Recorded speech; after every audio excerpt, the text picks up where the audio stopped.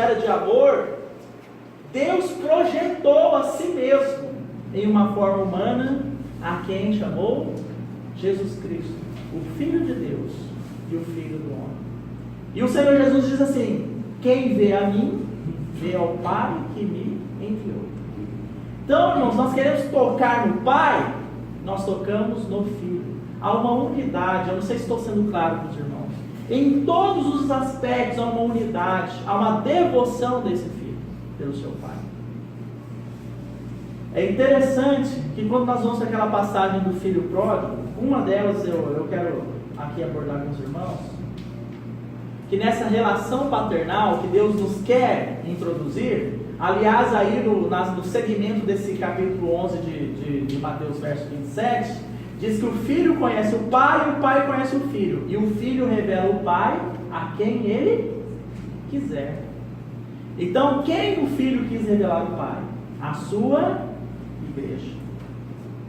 Essa é a revelação, esse é o segredo que estava guardado no coração de Deus desde a eternidade. Uma família de muitos filhos, como o Senhor Jesus.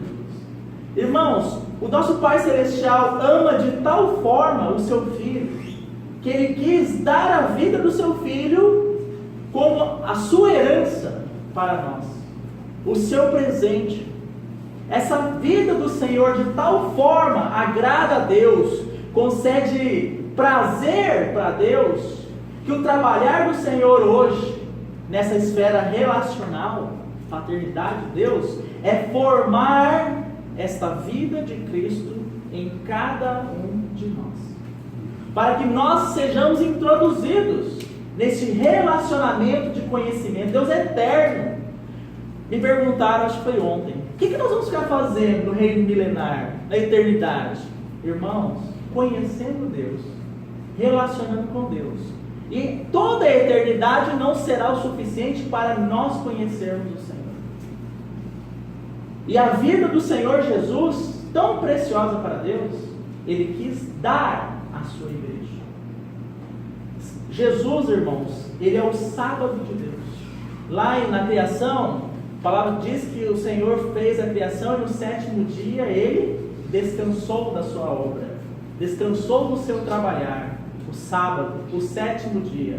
Por isso que segunda se chama segunda. A gente tem a tendência de achar que segunda é o primeiro dia da semana, né? Não, segunda é segunda porque é o segundo dia da semana. No sétimo dia, Deus descansou das suas obras. Então, quando o Senhor Jesus vai ao Rio Jordão para ser batizado por João Batista, uma voz vem do céu, que os céus se abrem para o Senhor. E essa voz diz o quê? Eis o meu filho amado, em quem eu tenho todo o meu prazer.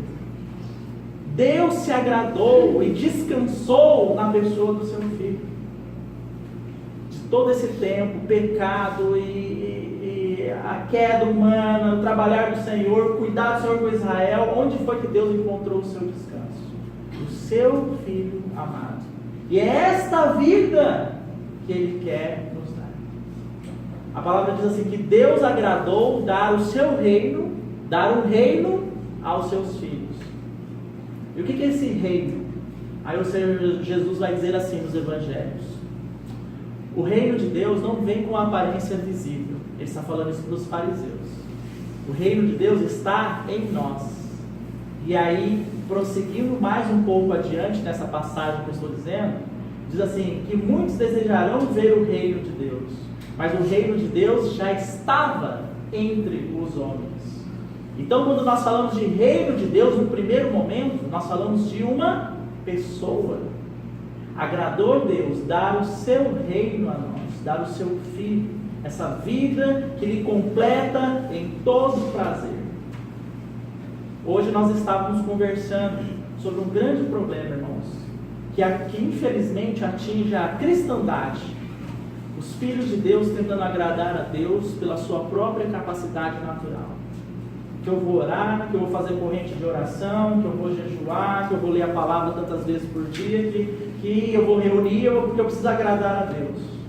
Irmão, você quer agradar a Deus e eu quero agradar a Deus? Esta vida que Deus teve no seu coração de nos conceder, a vida de Cristo, é que pode agradar Ele. No final é o que vai contar. Quanto de Cristo nós temos formado em nós. Então, nessa relação paterna entre Cristo, entre Deus Pai e Deus Filho, alguns textos são interessantes para nós lermos e vermos essa relação paterna nos provendo do que nós precisamos. Vamos rapidamente, a gente já está encaminhando para o final. Vamos abrir a palavra em Lucas.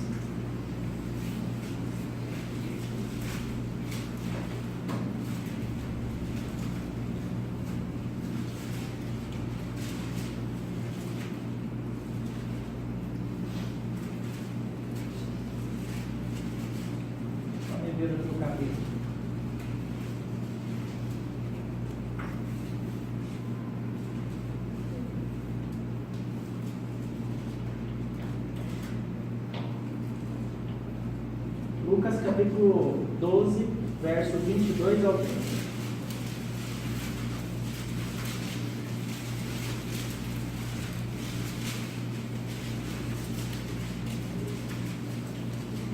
Nós não vamos ler todo o texto, tá, irmãos? O texto é bem longo. Do que esse texto está falando? Lucas capítulo 12, do verso 22 ao 30. Ansiosa, diz aí o negrito, né? Solicitude pela vida.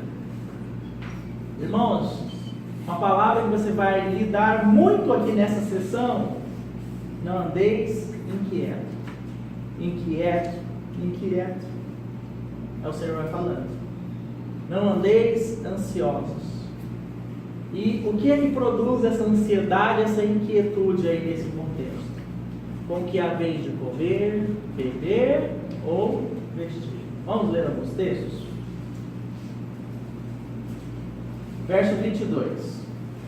A seguir dirigiu-se Jesus a seus discípulos dizendo: Por isso eu vos advirto, não andeis ansiosos pela vossa vida, quanto ao que haveis de comer, nem pelo vosso corpo, quanto ao que haveis de vestir.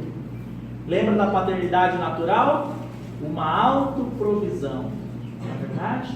Mas aqui o Senhor, esse Filho amado de Deus, devoto do Senhor, está dizendo: não andeis ansiosos. E ele vai dizer o porquê. Veja aí o verso 24. Observai os corvos, os quais não semeiam nem ceifam, não têm despensa nem celeiros, todavia Deus os sustenta, quanto mais valeis do que as aves. A partir do verso 27 ali, ele vai falar sobre os lírios, né? Aí ele vai seguindo, veja o verso 28. Ora, se Deus veste assim a erva que hoje está no campo e amanhã lançada no forno, quanto mais tratando-se de vós, homens de pequena fé. Não andeis, pois, a indagar o que haveis de comer ou beber, e não vos entregueis às inquietações, porque os gentios de todo o mundo é que procuram essas coisas, mas vosso Pai sabe que necessitais. Irmãos, então nós podemos entender aqui que o nosso Pai é a nossa provisão. Deus é a nossa provisão. Não andeis inquietos, ansiosos, né? Então aí tem que poupar, tem que guardar, tem que juntar, tem que comprar e adquirir, porque pode faltar amanhã. Essa não é a visão paternal de Deus. Mas, irmãos, repito, quando nós temos uma visão natural de paternidade, caminhamos segundo ela, é isso que vai ser impresso nos filhos. Tem que preparar, você tem que fazer isso, você tem que se cuidar, você tem que se preparar. O mercado de trabalho está concorrido. Se o seu amiguinho lá estudou 1 hora, você tem que estudar 2, você tem que superar ele. Tanto é que, eu não sei, né, se os irmãos vão concordar comigo. Quando seu filho senta para conversar com você, ele fala do quê? Eu mesmo, né, na minha infância, eu apresentava já resultados quando eu ia conversar com meu pai. Não, pai, ó, a escola está assim, assim, assado, não sei o que lá, não sei o que lá. né? O filho já quer apresentar um resultado para o pai e para a mãe. Por quê? Porque é cobrado sobre isso, diariamente. Aquelas frases, né, irmãos? Não sei se é natural para os irmãos. Você não faz nada, moleque, você só tem que estudar e ainda está desse jeito. Né? Aí o filho fala, não, então eu tenho que corresponder isso do meu pai. Não faz nada o dia inteiro esse moleque. E não estuda. Né? Então nós vamos imprimindo dos nossos filhos esse conceito paternal de uma autoprovisão. Ó, eu não vou estar aqui para sempre para cuidar de você não, viu? Não é verdade? A Diego está dando risada, né, Diego? Ela deve ter ouvido isso daí, né? Eu não vou estar aqui para sempre. Mas os caminhos de Deus são mais elevados. O que ele diz? Não andeis ansiosos, porque o vosso Pai sabe o que necessitais. Irmão, não seja radical. Não estou aqui dizendo para você não disciplinar o seu filho nas tarefas e obrigações que ele tem. Não é isso que eu estou dizendo. Eu estou dizendo que muitas vezes nós colocamos o carro na frente dos bois, ou seja, isso é o mais importante. Isso é o mais importante. E o Senhor diz aqui: buscai em primeiro lugar o reino de Deus. O que é o reino de Deus, irmãos? Eu acabei de falar. O próprio Senhor. Como aquela vida que nos insere numa relação de amor com o Pai. Essa vida que dá todo o prazer ao Pai, todo o descanso a Ele. Né? Além disso, o que mais nós podemos encontrar nessa vida? Vamos ali em Salmo 27, 10.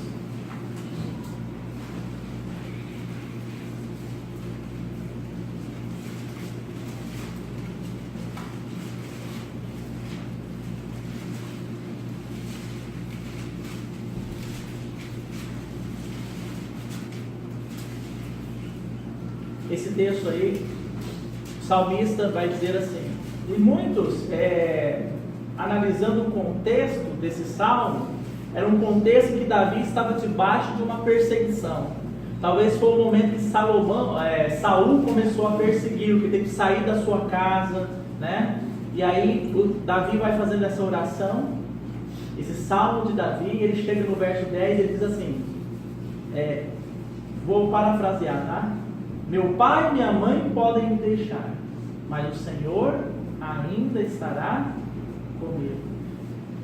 Isso nos traz o que, irmãos? A paternidade de Deus nos traz segurança. Todos podem me deixar, todos podem me abandonar, mas o Senhor ainda estará comigo. Ele não me deixará. Essa é a segurança que nós precisamos na paternidade de Deus. Na parábola do filho pródigo, é interessante que o filho pede os bens do pai, que ele ainda não tinha direito, ele pede a sua herança. Ele não tinha direito, aquela herança que o pai dele não tinha morrido ainda. E o seu pai, num ato de amor, concede. E esse filho vai para uma terra distante, e lá com o passar dos anos, o que acontece? Ele acaba com tudo que ele tinha. E lá diz, irmãos, que quando ele está no fundo do poço, foi criar porcos, ele foi trabalhar criando porcos para alguém, não era nem os próprios porcos dele, lá no fundo do poço. Lá é dito o seguinte, que nem a comida dos porcos queriam dar para ele. De alguém que saiu de uma esfera e ele foi então declinando, ele chegou a um ponto que o mundo queria mais que ele se arrebentasse. Nem as comidas de porco, o texto é claro, queriam dar para ele. Não é assim, ele não quis comer. As pessoas não queriam dar nem a comida dos porcos. Aquelas mesmas pessoas que muito provavelmente desfrutaram do que ele desfrutou na sua riqueza. Então todos podem te deixar. Eu ainda estarei contigo. Então quando aquele menino se lembra da casa do seu pai, ele lembra o seguinte, que na casa do pai os próprios empregados eram tratados de forma digna. Ali ele não estava sendo tratado de forma digna. Então ele decide voltar para a casa do seu pai. Vai prestando atenção. Mas ele já estava com um discurso preparado. Qual que era o discurso dele? Pai, olha, me recebe nem que seja como um empregado seu. Eu pequei, eu errei. Eu estou pronto a trabalhar para o Senhor o resto da minha vida. Mas antes dele abrir a boca, quando o pai dele vê ele de longe, o pai corre e aquele bicho devia estar todo sujo, todo maltrapilho. O pai dele abraça ele, beija ele e faz o que, irmãos? Chama, encomenda uma roupa para ele. Você sabe que roupa, nesse tempo que a palavra foi escrita, ela dava uma conotação de classe social. Os muito pobres, escravos, trabalhadores, se vestiam grande parte do tempo de pele, não tinham nem roupa, né? Então roupa conotava o quê? Uma classe social, uma classe diferenciada. Então quando o pai encomenda essas roupas e veste o seu filho com aquelas roupas, vai dizer: não, filho, aqui você não vai ser empregado, você é meu filho, eu não admito nenhuma outra posição para você, senão esta. Esse é o amor, a paternidade de Deus. E ainda põe um anel no seu dedo. O anel é uma figura de autoridade, irmãos. E com aquela filiação, aquele status de filho, o filho também teria autoridade na casa do seu pai. A Bíblia, anel, fala de autoridade. Quando o faraó colocou José na posição de segundo do Egito, apenas abaixo de faraó, o que faraó deu para ele? O anel, o seu próprio anel. E ainda põe uma sandália nos pés, calçado, né? Calçado com a preparação do Evangelho. Os caminhos daquele filho recebido de volta na casa do seu pai serão os caminhos segundo o seu pai. Esta é a paternidade de Deus. Muitas vezes achamos que somos indignos, mas prestem atenção, irmãos. Deus não admite nenhuma outra posição para nós, senão esta. Porque Ele deu o seu filho. Agradou a Deus no seu coração dar a vida do seu filho para nós. Então Ele não vai admitir nenhuma outra posição. Se eu for recebido no reino como servo já está bom. Não. Nós somos destinados à filiação, com tudo que a filiação nos traz. Tem uma série de textos que vão falar sobre isso.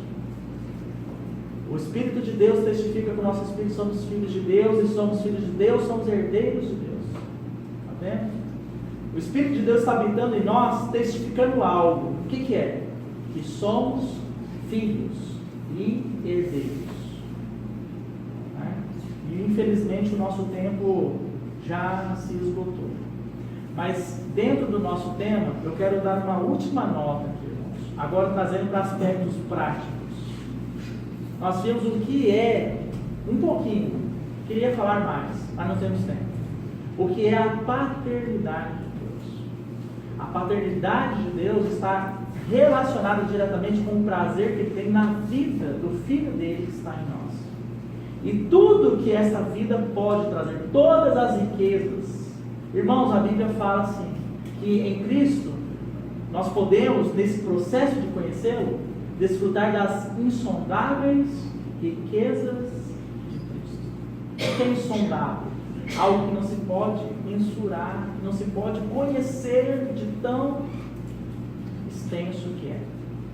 E Deus não quer outra coisa para os seus filhos. Mas você sabe o que nós estamos fazendo?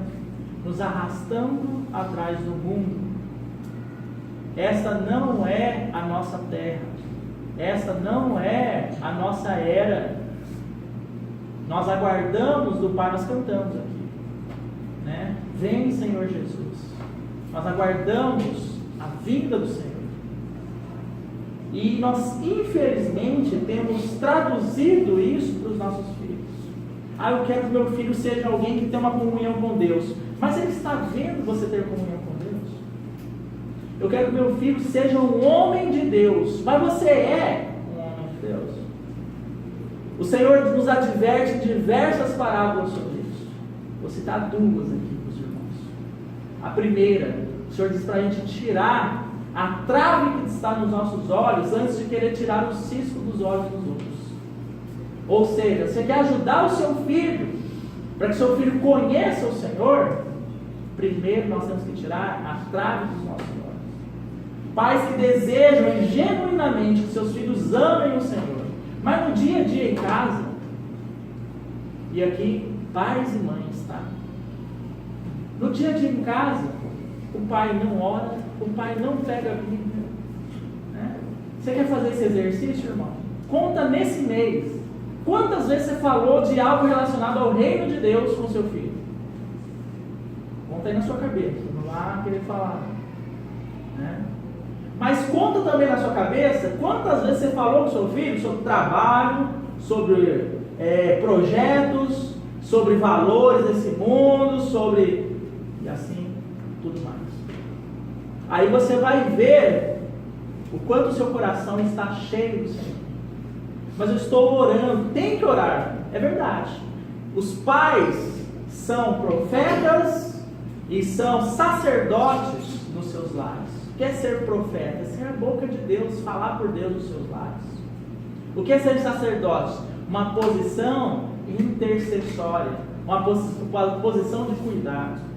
Leia o Tiago capítulo 5. Vai dizer que esse trabalho de cuidado dos irmãos é um trabalho de um lavrador. Ele trabalha, ele soa, ele é diligente, ele espera, ele cuida. E essa é a obra de Deus para os irmãos e irmãs com relação aos seus filhos. Os filhos são herança do Senhor. Olha que texto bonito, né? Herança do Senhor são os filhos. Mas eles são também, sabe o que, irmãos? Obra do Senhor para os irmãos. Tem que suar a testa para levar esse menino nos caminhos do Senhor. E você só vai conseguir isso se ele vê em você esse amor pelo Senhor. Abraão foi assim, uma vida de altar. Altar fala o quê? Altar fala de consagração. Altar fala de adoração. Abraão edificou 4 altares na sua vida. No último altar, sabe quem que ele pôs lá no altar? Aquilo que era mais precioso para ele. E o que é mais precioso para os irmãos e filhos? O seu próprio filho. E o que ele ensinou ali para Isaac? O que ele ensinou? Devoção a Deus. E a Isaac não edificou altares. A experiência de Isaac, sabe o que foi? Cavar poços. Desentulhar poços. Fala o que? De profundidade na relação com o Senhor. Zaqueu, a palavra diz que o Senhor fala: Zaqueu, eu vou passar a noite na sua casa. Me agradou isso. E aí chega lá na casa de Zaqueu, imagina que sua família estava lá. Zaqueu se levanta e fala o quê? Hoje eu decido algo. Eu vou doar metade do que eu tenho. Zaqueu era um publicano, arrecadador de imposto. Vou doar metade do que eu tenho para os pobres. E se eu defraudei alguém, eu vou restituir essa pessoa 4 vezes. Aí o Senhor diz assim: a salvação entrou nessa casa. Cuidado, irmãos, para você não achar que Zaqueu foi salvo porque ele decidiu fazer isso. Quem é que entrou na casa de Zaqueu? A salvação. E porque ele foi salvo, ele pôde dar um testemunho para a sua casa. Que testemunho era esse? Nada nesse mundo tem maior valor do que o Senhor. Por isso que a sua casa foi salva. A salvação entrou nessa casa. E essa casa foi salva. Hoje nós estamos no período, nós estamos estudando Apocalipse. E nós estamos no período da volta do Senhor. Muito provável na nossa geração mesmo. O que acontece se nós andarmos por esse caminho de gerar no coração dos nossos filhos um desejo por serem renomados, poderosos nessa terra? Os nossos filhos vão estar de tal forma arraigados a essa terra que quando o dragão vier, Satanás, eles irremediavelmente serão adoradores do dragão, porque não poderá comprar nem vender quem não tiver a marca da besta. E esse que tiver a marca da besta é inimigo de Deus. Então talvez o que nós vamos semeando no coração dos nossos filhos, o desejo pelas coisas desse mundo, vai lá na frente se tornar o quê? Uma armadilha para eles. De tal forma que eles serão inimigos de Deus. Porque os adoradores do dragão são aqueles que dizem assim: quem pode contra a besta? Quem é semelhante a ela? E eles vão se colocar em uma posição contrária ao Senhor na sua volta. Por isso João diz assim, irmãos: não ameis o mundo, nem as coisas que há no mundo. Mas se nas nossas casas nós só falamos as coisas do mundo, nós só tratamos as coisas do mundo e só priorizamos as coisas do mundo e queremos que nossos filhos não amem o mundo e as coisas do mundo, qual é a lógica disso? Então, em primeiro lugar, assim, para terminarmos, em primeiro lugar devemos ir para os pés do Senhor com espírito de arrependimento, tirando as traves dos nossos olhos, saindo fora da religião, que é o religioso que faz isso, né? Lá que o Senhor fala dos fariseus. Vocês botam fardos nas costas das pessoas, dos quais vocês não querem remover nem com a ponta do seu dedo. Então esse espírito religioso é esse: não, meu filho, faça o que eu digo, mas não faça o que eu faço. Você tem que buscar o Senhor mesmo, isso é bom para você. Mas ele olha dentro da casa dele, aquele que tem que ser o seu profeta, o seu sacerdote, aquele que o guia, não busca. É algo para nós pensar. E ele vai, irmãos, por esse mesmo caminho. Nós temos que tomar cuidado com isso. O Senhor está voltando. E o Senhor nos ajude, irmãos. Eu vou parar por aqui por causa do tempo mesmo. Teríamos mais coisas para tratar, mas acredito que podemos ter uma ideia sobre a questão de paternidade de Deus e o que é paternidade no mundo. Amém? Amém. Vamos orar ao Senhor. Senhor, muito obrigado, porque a Tua palavra é que é poderosa para nos cortar fundo, Senhor, ao ponto de dividir juntas, medulas, alma e espírito, e apta a discernir os pensamentos e propósitos do nosso coração.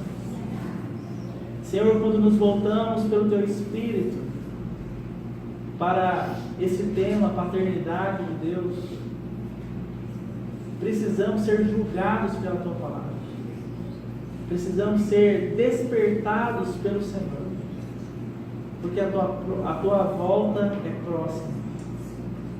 Senhor, cuidar de filhos é uma obra que o Senhor confiou aos pais. E a tua palavra diz: maldito é aquele que faz a obra de Deus relaxadamente. Senhor, não nos dá inquietação, não nos conceda, Senhor, paz, nos inquieta, a ponto de não termos um outro foco, senão o Senhor, e aquilo que o Senhor tem para nós. O Senhor já nos introduziu nessa esfera de relacionamento paternal com o Senhor. Tudo que o nosso Pai tem é nosso, e tudo que nós temos é do nosso Pai. O nosso Pai nos ama. Nós conhecemos o nosso Pai, e o mundo não nos pode conhecer porque não conhece o nosso Pai. E o Senhor é quem diz: eis o meu Filho amado, em quem eu tenho todo o meu prazer. Senhor, é nessa esfera de segurança, de provisão do Senhor, o Senhor nos tem despertado para olharmos para os filhos, Senhor.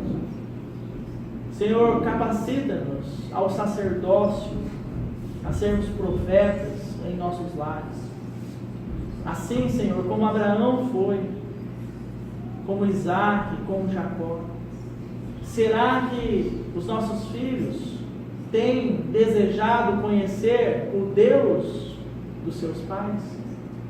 O Deus de Abraão, o Deus de Isaac, o Deus de Jacó. Será que os filhos têm, neste tempo, Senhor, desejado te conhecer como nosso Deus?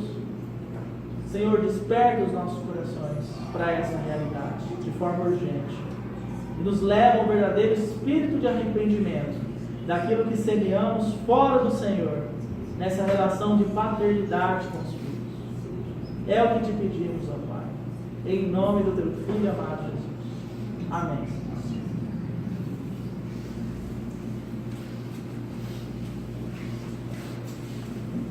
Irmãos, no próximo domingo nós vamos ter a nossa reunião de estudo e vamos ter um período em que nós